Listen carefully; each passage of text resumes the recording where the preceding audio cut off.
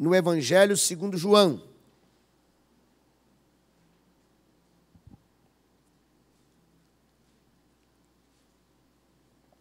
Há algum tempo temos estudado nos cultos da manhã livros da Bíblia, em pregações sequenciais, e hoje estaremos iniciando no Evangelho segundo João.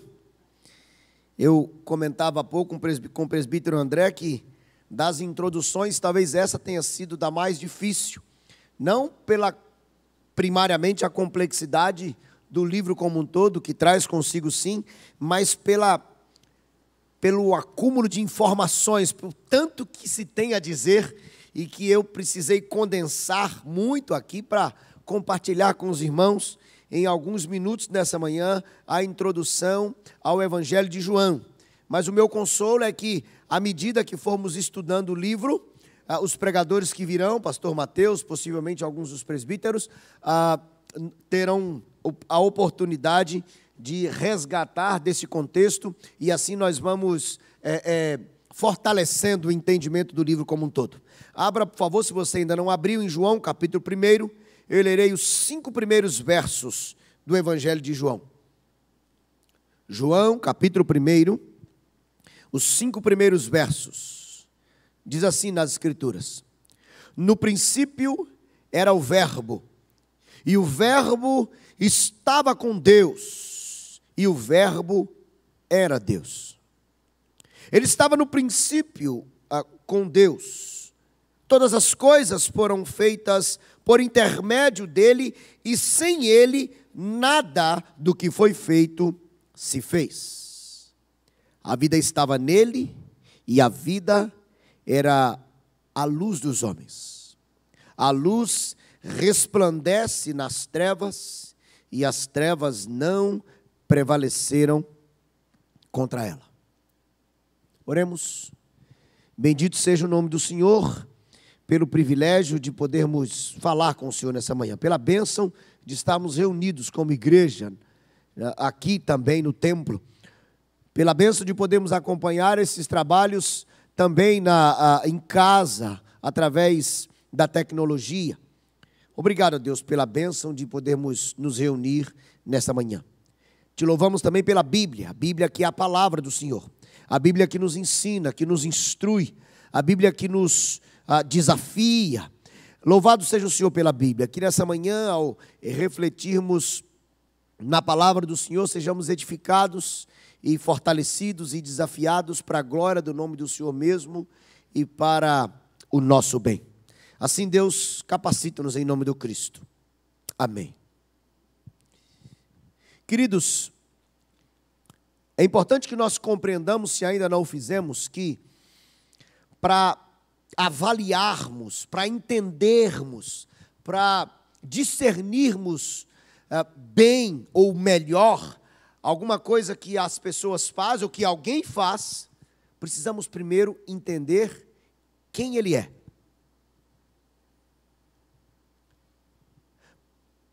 Se eu quero entender um pouco melhor, por exemplo, as atitudes, a forma como age e reage o pastor Mateus, eu preciso, se quero fazer isso de forma mais consistente e profunda, conhecê-lo um pouco.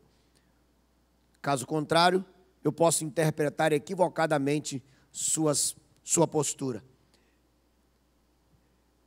Quando nós voltamos os olhos para as Escrituras, e em particular aqui no Evangelho segundo João, nós temos uma lição prática tremenda sobre esse conceito.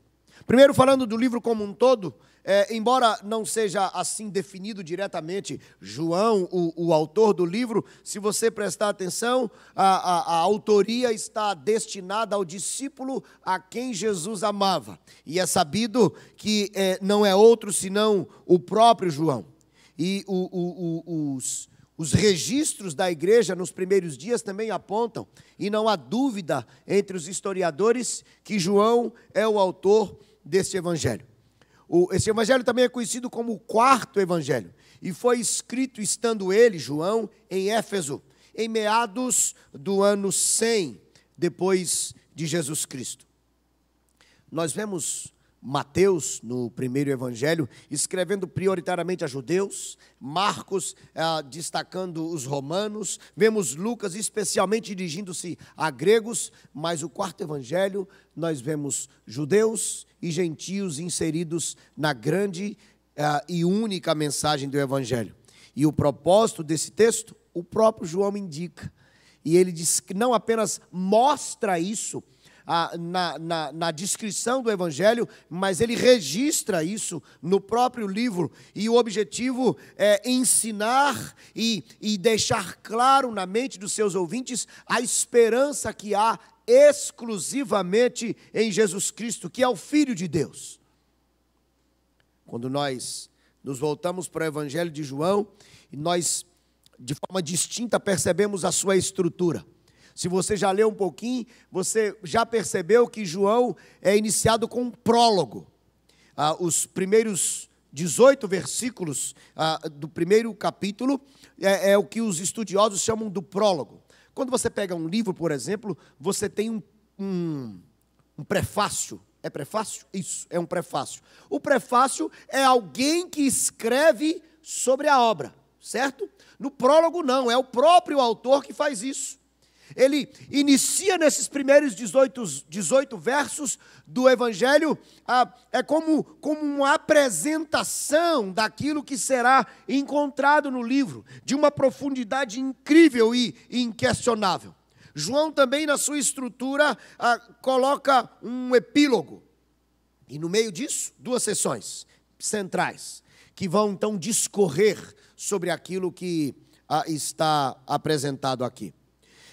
João, nos primeiros capítulos, ou melhor, do capítulo 1 até o capítulo número 12, apresenta o ministério público de Jesus. E então, do capítulo 13 até o 21, passa a apresentar uma característica diferente, um pouco mais recolhida e privada desse mesmo ministério. Alguns estudiosos definem o Evangelho de João como o Evangelho da fé. A palavra grega que é traduzida como crer aparece 98 vezes no Evangelho de João. Assim, ele é tido como o Evangelho da fé, o quarto Evangelho. Olha só, vamos destacar ainda algumas características desse Evangelho. Nós, se fizermos uma leitura dos 3 outros e de João, nós vamos perceber que existe uma distinção característica de João para os outros evangelhos. Por exemplo, João não registra paralelamente muitas coisas que nós encontramos nos evangelhos tidos os sinóticos. E acontece também o contrário, tem registro que só João faz. Nós pegamos os primeiros capítulos de João, nós vemos, por exemplo, de 2 a 4, a transformação de água em vinho. Nós só teremos esse registro em João.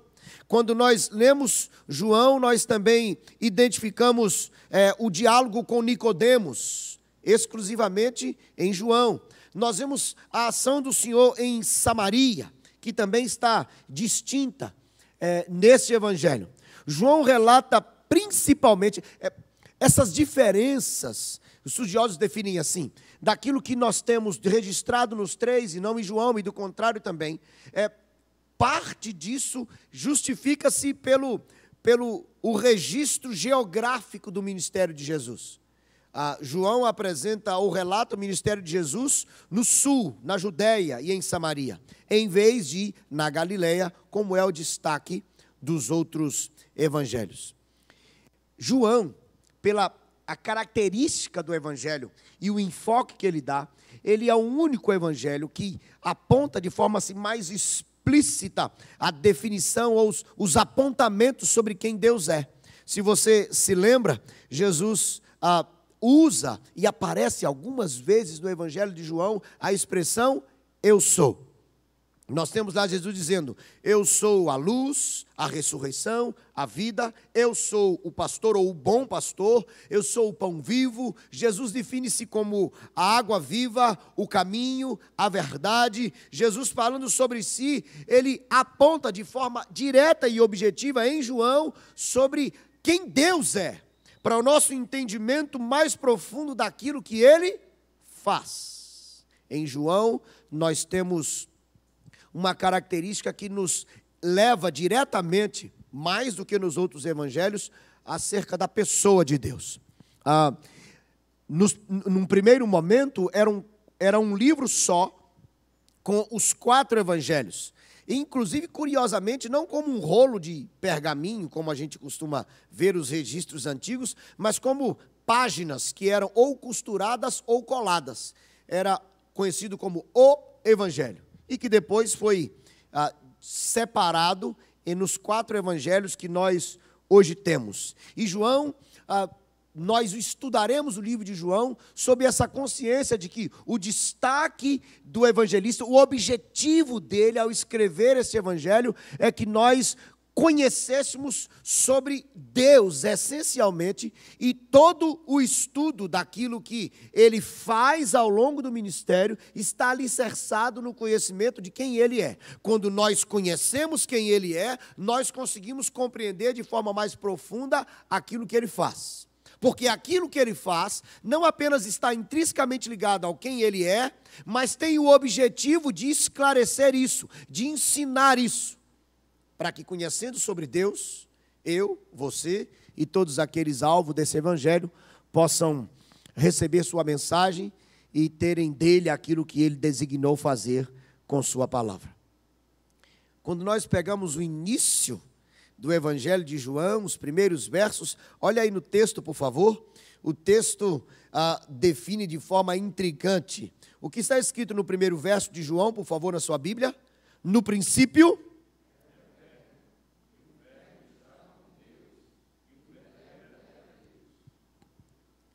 O texto diz, no princípio era o verbo. Nós falamos isso costumeiramente e é intrigante. E quando nós lemos um pouco acerca do tema, nós ficamos assim, esbabacados quanto à profundidade dos questionamentos, tanto de cunho filosófico quanto teológico, acerca dessa primeira expressão. No princípio era o verbo.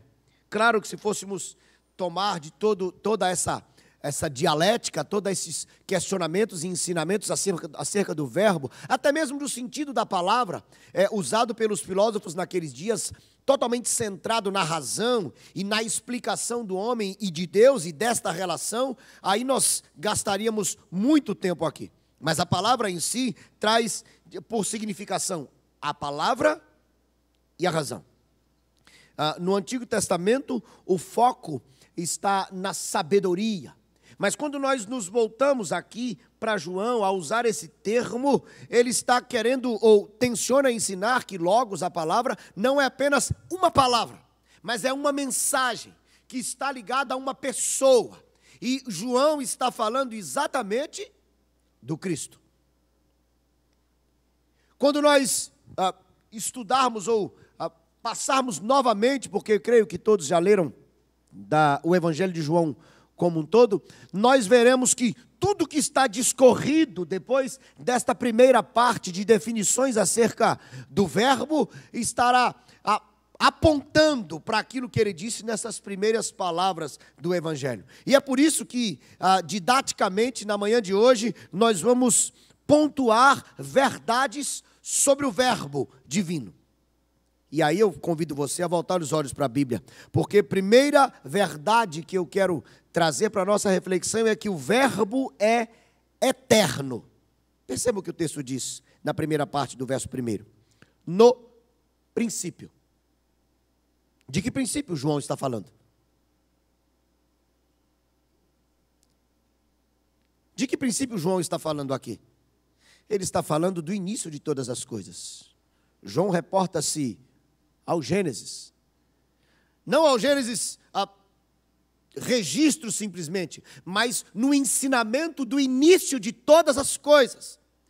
Aqui João está apontando a verdade da eternidade do verbo, que ele estava quando as coisas foram criadas, que ele não foi criado quando as coisas foram criadas, mas que ele fez parte desse processo. Quando nós voltamos os olhos para o texto, lá no início do Gênesis, nós compreendemos isso porque a definição lá é: façamos. João, ao falar sobre o verbo e apontar o princípio, ele está dizendo assim: Cristo estava lá no início de todas as coisas. Ele é eterno, atemporal. Isso é uma discussão profunda e extremamente difícil, porque quando da encarnação, alguns entendem equivocadamente que o Cristo foi trazido ou foi revelado de forma carnal entre nós como um poder do Pai, e recebeu essa autoridade do Pai, e que tudo quanto fez enquanto Deus foi porque o Pai lhe concedeu. Não, esse entendimento está equivocado, porque ele é Deus assim como o Pai o é. E João reforça isso, ou ensina isso, para que o conceito do verbo não esteja equivocado e, portanto, comprometa também tudo quanto ele fez. Primeiro, o verbo é eterno. Na sequência do texto, o verbo é Deus. Olha aí. E o verbo estava com Deus e o verbo era Deus. Esse com traz consigo a ideia de face a face. Estava em comunhão. Ele não apenas é eterno, mas sendo eterno, reforça a ideia de que tinha uma comunhão íntima. É o próprio Deus, é o conceito da essência divina. É o Deus que subsiste em três pessoas. João traz à mente, naquele contexto difícil, naquele contexto de filosofia extremamente arraigada no humano e tentando dissociar o Cristo de quem ele de fato era. João está dizendo aqui que o Cristo, que o verbo tinha comunhão de face a face com Deus. Não era um anjo criado ou um ser que fora fruto da ação do verdadeiro Deus e que agora recebera dele poder e autoridade. Não. João ensina que o verbo era o próprio Deus. Eu queria que você fosse juntando dessas informações que, embora pareçam para nós óbvias em algum momento, elas são imprescindíveis para a compreensão do livro e também para aquilo que vamos aprender sobre as obras do Cristo. Primeiro nós vimos que ele é eterno, que o verbo é Deus, e olha só, preste atenção no texto bíblico aí. Todas as coisas foram feitas por intermédio dele, e o que mais? Sem ele, nada do que foi feito se fez. Parece uma repetição em algum aspecto, porque pensemos na lógica. Se ele é eterno e se ele é Deus, quando as coisas foram criadas, quando todas as coisas foram criadas, necessariamente ele estava lá. Entendamos que estamos falando da encarnação do verbo, do Filho de Deus, do próprio Deus. E Jesus sendo homem, João faz questão de dizer o seguinte, ele veio, esteve entre nós, mas ele estava lá. Não há aqui chance de refutar a verdade de que Cristo é Deus, sendo Deus é eterno e é também criador de todas as coisas. Isso o coloca na condição de quem ele é, para que nós equivocadamente não entendamos à vista de quem nós achamos que ele é. Ele é Deus, ele é eterno, é criador, e na sequência do texto diz que ele é vida. Olhe, por favor, o versículo número 4, que diz o verso número 4? A vida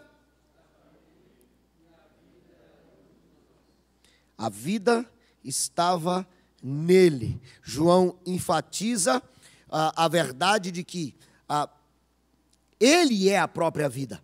Nós precisamos compreender isso à luz da história também, porque o mesmo livro, o mesmo princípio que ele cita acerca da criação de todas as coisas, também aponta a verdade de que a morte estabeleceu-se em nós. Por quê? Por causa do pecado. E tendo a morte entrado na nossa existência por causa do pecado, nós ficamos, e já entendemos isso, eu acredito, incapacitados, totalmente incapacitados de nos relacionarmos com Deus de novo, de termos vida, porque Paulo, escrevendo aos Efésios, nós conhecemos esse texto claramente, diz que nós estávamos mortos. E aqui João pega esta verdade e a define teoricamente, e depois isso é feito na prática ao longo do Evangelho, e Paulo registra dessas coisas, que a vida que nós tanto precisamos está nele. Ele é a própria vida. Não apenas porque a recebemos dele, ele nos fez, soprou o fôlego de vida em nós, mas também já apontando para a verdade de que, tendo a morte espiritual instalada em nós, a vida que recebemos, só a recebemos por causa dele. Ele é a própria vida. Me permitam ler palavras de João Calvino acerca desta afirmação do evangelista. Deus sustenta todas as coisas pela palavra ou comando do seu poder. A ideia simplesmente consiste em que a palavra de Deus não foi apenas a fonte de vida para todas as criaturas, atenção, tanto as que ainda não existiam e vieram à existência, mas que o seu poder gerador de vida as fez permanecer em seu estado. Em poucas palavras, a ideia é o seguinte: ele não apenas é o doador, o gerador da vida, mas ele é aquele que mantém a vida em existência. É a ideia de um Deus que criou todas as coisas e que zela para que essas coisas sejam sustentadas em vida ou com a vida que ele mesmo concedeu. Nós podemos pensar isso na criação como um todo, mas quando nós transportamos isso para essa relação mais próxima e íntima de Deus com os seus, ele é o mesmo Deus que nos deu vida espiritual através do sacrifício na cruz do Calvário, e é ele também quem nos sustenta vivos. Porque, mesmo tendo sido alcançados, regenerados por ele, continuamos a pecar. A Bíblia ensina que o salário do pecado é o quê? A morte. Se a morte resulta do pecado, se nós não tivermos algo que seja maior do que isso, se nós não tivermos uma garantia, uma sustentação que seja maior do que a nossa falibilidade, ao pecarmos, mesmo depois de termos recebido vida, morreríamos novamente. Mas a garantia que João traz para nós é que ele não apenas planta a vida em nós, mas ele zela para que essa vida permaneça em nós e vai nos capacitando a lutar contra aquilo que nos provoca morte. E nessa capacitação ele nos sustenta, ele nos preserva, ele trabalha para a nossa perseverança, de maneira que, uma vez tendo recebido vida, essa vida em circunstância nenhuma nos é tirada mais, porque é ele quem garante a vida que está em nós. Isso é extremamente profundo e desafiador, porque não apenas coloca o Cristo no lugar que lhe é cabível, consequentemente também nos coloca em nosso lugar. Tem um outro apontamento que eu ainda quero destacar aqui, porque no outro apontamento diz que o verbo é luz. Por favor, eu gostaria que você relesse o verso 4 e lesse agora o verso número 5, por favor. A vida...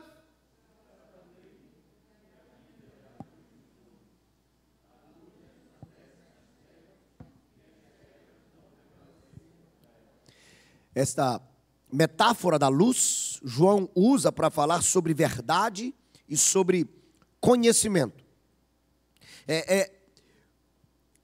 Lembrem-se do princípio. O texto diz assim: no princípio criou Deus os céus e a terra. A terra, porém, estava sem forma e vazia, e o Espírito de Deus pairava sobre a face do abismo. Lembramos-nos que depois dessa descrição geral, o autor inspirado diz que no princípio havia trevas. Por quê? Porque o Deus Trino, e o verbo estava lá, deu uma ordem, e por sua palavra o poder do haja se estabeleceu, e disse ele: haja luz, e houve luz. Quando nós pegamos esta realidade do princípio, da criação de todas as coisas, da mudança da realidade de trevas em luz, pelo poder do Deus Trino, e nós transportamos isso para a realidade das nossas trevas, por causa do pecado que mudou o nosso estado, a nossa condição, a luz que lá teve o poder da criação, é a mesma luz no sentido do autor que trouxe luz às nossas trevas. Ele é a luz. E o João faz questão de registrar isso, fazendo um paralelo mais uma vez com essa realidade, para que nós nos concentremos na essência de quem o Verbo é. Como se não bastasse, ele diz aí que a luz resplandece nas trevas e as trevas não prevaleceram contra ela. Calvino faz uma discussão ferrenha acerca do entendimento do que é esse não prevalecer da luz, ou das trevas diante da luz, e que ele chega a afirmar, discordando da maioria dos outros estudiosos, pelo menos que foram alvo desta reflexão nessa manhã, ele chega a afirmar que é precoce dizer que neste momento aqui está falando sobre a graça salvadora. Ele traz uma reflexão sobre o aspecto da razão, de que embora o pecado tenha entrado na nossa vida e as trevas passaram a ser uma realidade em nós, ele discute que essa imagem, essa luz de Deus foi perdida totalmente no que tange a relação com Deus, mas ainda existe em nós, por termos sido criados à imagem e à semelhança de Deus, ainda existe desta luz em nós. Eu estou falando, e ele está falando da luz da criação. Mas quando nós falamos do Cristo, mesmo que possamos compreender que a imagem de Deus foi distorcida ou manchada por causa do pecado em nós, se nós estamos falando do Cristo, e com todo respeito ao reformador, eu me filio aos outros estudiosos que apontam necessariamente o entendimento desta porção das Escrituras para a realidade de que a luz que prevalece nas trevas é o Cristo que atuou no princípio de todas as coisas e que sim, por causa da graça salvadora, trouxe luz a nós. E sim, estamos falando de graça salvadora. Se nós continuarmos a leitura do texto, e o faremos no próximo domingo, se assim Deus permitir, nós veremos isso apontando ou sendo proclamado e descrito a partir das palavras que se seguem no texto. Verdades do Verbo. O Verbo é eterno, é Deus, é Criador, é vida e é luz. Antes de pensarmos em tudo mais que é falado sobre o Cristo, ainda no prólogo, mas que depois é descrito através de suas ações, é importante que nós compreendamos dessas coisas, porque cada ato do Verbo divino, a partir de então, estará cravado e fortalecendo aquilo que já foi dito sobre ele. E nós conseguiremos compreender um pouco mais da profundidade e dos intentos do Verbo ao realizar as coisas que realizou, a partir da compreensão de quem Ele é.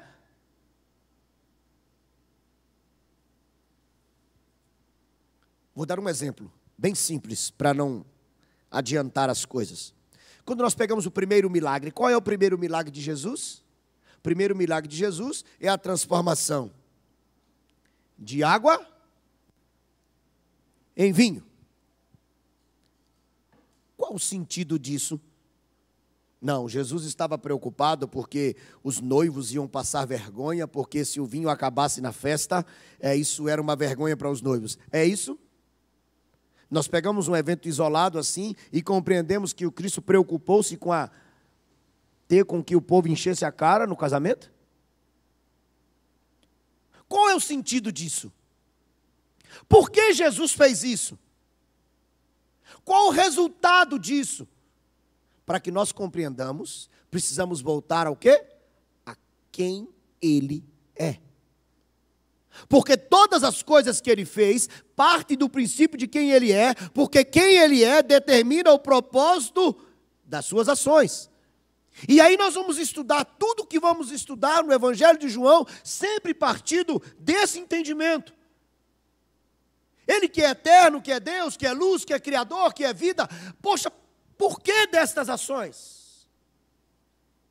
Porque quem Ele é, está apontando aquilo que Ele fez para atingir o objetivo que João estabelece nesse livro. Sabe o que é? Para que o conheçamos como Deus e o tenhamos como nosso Salvador, a única esperança.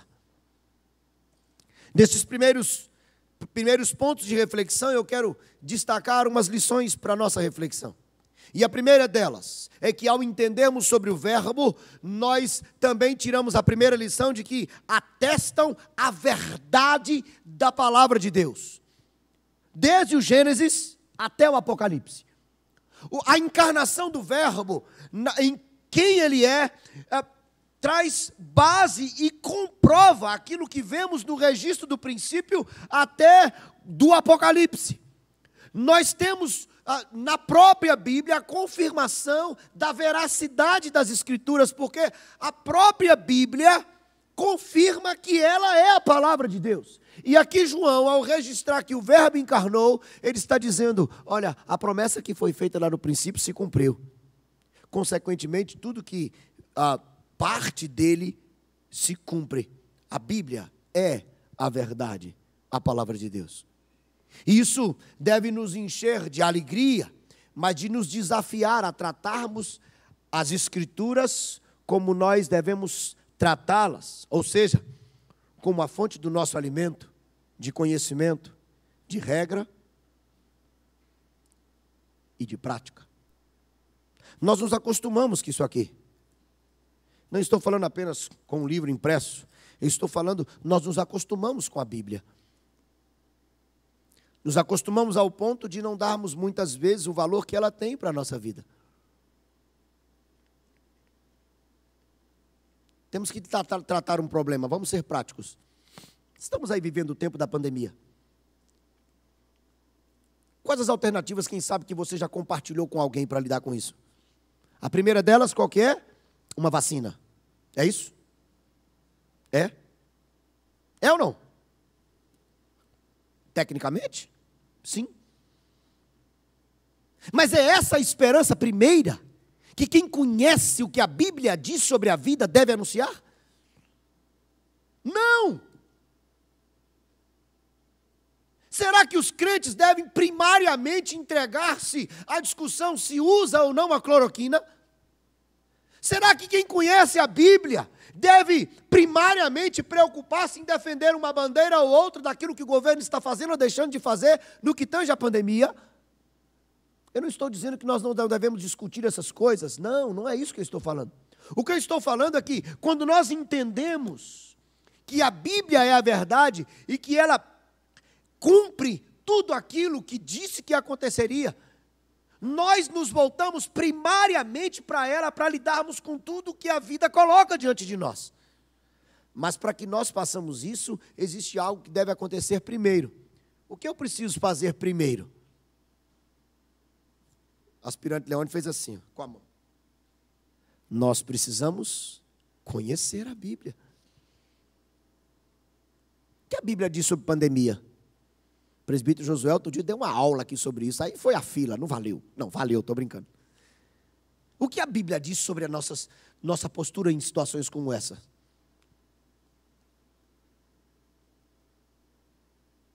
Gente, nós sofremos mais por não termos conhecimento. Quando nós entendemos a grandeza, poxa, isso é verdade. João diz assim, olha, ele veio de verdade. Lá no princípio foi dito que ele viria. E ele veio. Vejam suas obras. Quando nós compreendemos isso, enche o nosso coração e nós não apenas nos acostumamos a dizer sobre Jesus que morreu na cruz, que ressuscitou, que legal, que massa, parece mais uma história legal que nos traz quietude no coração, e nós não lidamos com isso com a profundidade que tem, nós tratamos isso aqui como mais um livro. O entendimento das verdades sobre o verbo, devem nos fazer pensar na veracidade das Escrituras. Consequentemente, na importância que devemos dar a elas. Porque viver pela fé está intrinsecamente ligado a viver de acordo com o que a Bíblia ensina. Aí não há espaço para o desespero, para a ansiedade, não há espaço para a murmuração, não há espaço para a falta de esperança. Porque a palavra de Deus tem resposta para todas as questões. A segunda lição que quero deixar para a nossa reflexão é que, ao compreendermos as verdades sobre o verbo, nós vemos também que está garantido aquilo que nós precisamos para a nossa salvação e cuidado de Deus. São coisas óbvias porque quem está na igreja há muito tempo se habitua a isso. Mas João está colocando que a solução para a grande crise do homem já tem resposta. E é o verbo de Deus. Para a nossa mudança de condição, condenados ao inferno, e também para a sustentação diante das questões difíceis que a vida nos apresenta. É um evangelista. São palavras de esperança. São as garantias que nós precisamos de que a vida pode ser melhor.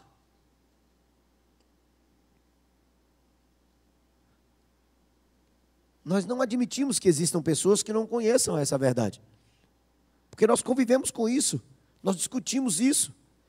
Mas eu posso te dar uma certeza que no seu trabalho, na sua escola, na sua universidade, nos lugares que você frequenta, eu posso te dar certeza que você convive com um bocado de gente que não tem essa esperança queimando seu coração. E é nossa responsabilidade e privilégio sermos anunciadores dessa verdade.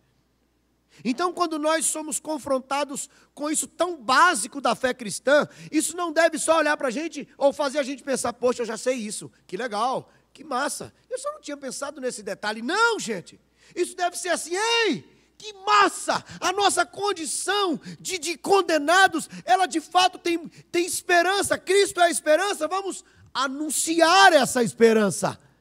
É esta a terceira lição que deve encher o nosso coração.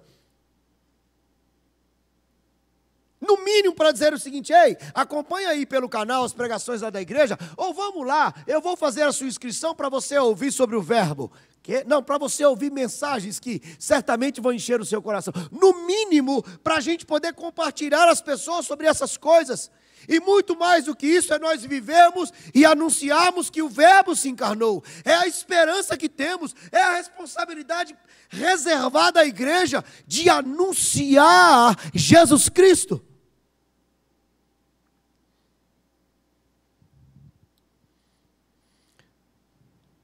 João vai nos mostrar o tempo inteiro a simplicidade / complexidade da vida e da obra do Cristo. João há de nos ensinar o tempo inteiro quem Ele é, para que compreendamos melhor quem nós somos. E compreendendo isso, sermos encontrados como Ele procura, como adoradores que o adorem em espírito e em verdade. O Evangelho de João estará nos ensinando em todo o tempo que o Cristo deve ser o centro da vida, como Ele é o centro do Evangelho. Meus irmãos, a minha oração não não apenas que o Senhor nos ajude a compreender o que vamos ensinar, mas também que o Senhor nos ajude a não nos acomodarmos a este conhecimento. A não tratarmos isso como algo simples e normal. E também a não sermos negligentes no anúncio dessa mensagem de esperança.